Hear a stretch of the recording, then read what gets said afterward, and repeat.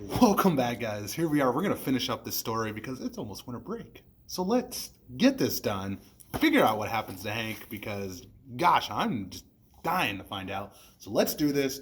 Chapters, the rest of them, there's like 4 or 5. It doesn't matter. We're going to get through them. Maybe not in this video, but definitely half and then the other half in the next one. So let's get it on. All right. At noon on Thursday, a great thing happened. My parents, Stan, Randy, Zipper, went to Philadelphia. They left us a note that said they were going to be every minute. At noon, they were picked up in a limo and driven to Philadelphia. At 3 o'clock, they take the tour of the Funk House. At 6 o'clock, they ride the limo to the concert. And at 7 o'clock, they get front row seats to the concert. And at midnight, they'd be eating Philly cheesesteaks. On Friday morning, they take a tour of Philadelphia. If they wanted the trip to the tattoo artist, they would do it. And sometime late Friday, they would drive back to New York on the fully stocked Stone Cold Rock personal bus. Wow, that's amazing. I want to do this. They left their cell phone number where we could reach them in case anything came up.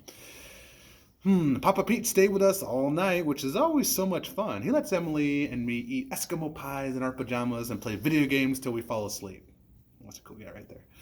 Well, he lets me play video games. Genius girl Emily has no interest in video games. She'd rather stay up all night reading Reptile World, which sounds kind of cool too. If you promise not to tell anybody, I'll let you in a little secret. Sometimes she reads the articles aloud to Catherine. And when she does, it looks like the leathery lizard is really listening. How weird is that? The night went off perfectly. My parents called after the tour of the Funk House, and I never heard my dad happier.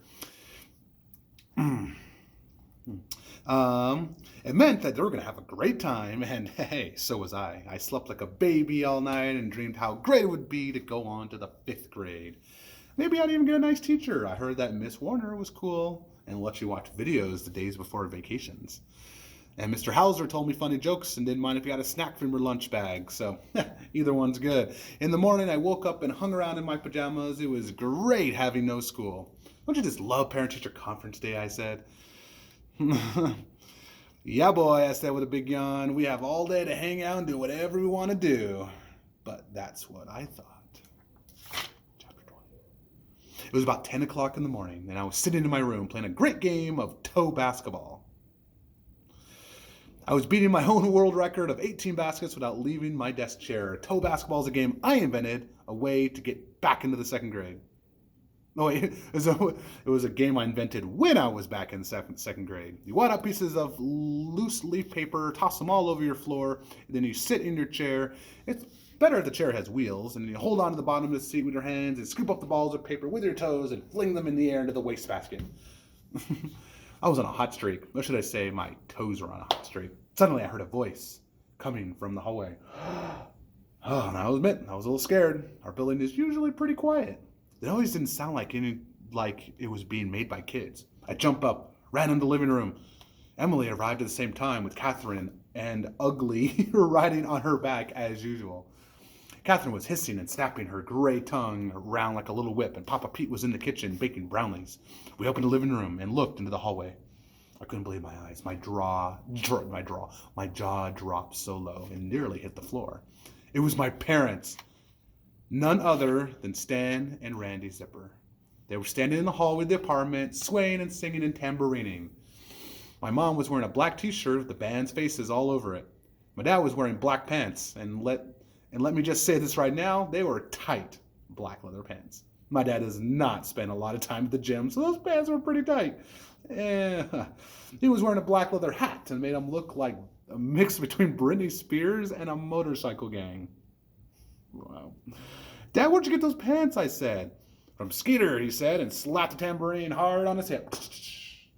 The door to Mrs. Fink's apartment flew open and she stuck her head out. At first she looked scared, but when she saw it was just my parents, she stepped in the hall and started dancing with my dad.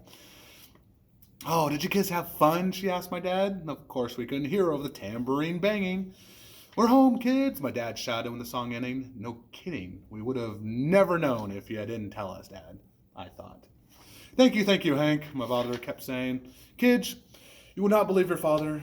Kids, you will not believe your father, my mom said, as though she skipped into the apartment. At one point, the crowd picked them up and passed them around the evidence. You're a dad. But But Dad, I thought you didn't like rock music. It's different when you're there seeing it live. Which is totally true, guys. I guess those older fans won't let a lot of cool air in because he was sweating. He got his what on? Did he just say he wants to get his groove on? I'm thinking, oh no. And the band could not have been nicer on the bus ride home. It turns out Skeeter, the drummer, is a crossword puzzle whiz. And there they had a little contest. Well, who won? Emily asked. It was a tie, my father answered. But I'm done with all that. Dad, I said, trying to clear my ears, did you just say you're done with all the crosswords? No, Hank. I said I'm down with that. You know, you got to pronounce that down and with a little bit better. This is the same Skeet whose pants you're wearing you were playing with? That's right. We were on the bus coming home, my dad said. We got one, 42 across, 6 down. It was a tricky one.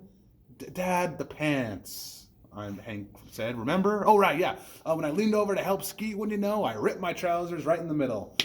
It was funny. We all cracked up. So Skeet says to me, take my extra pants. So I did. Oh, boy. I would have fallen into a dream my dad had become a rock and roll freak. What is he doing? I'm like, wake up, Hank.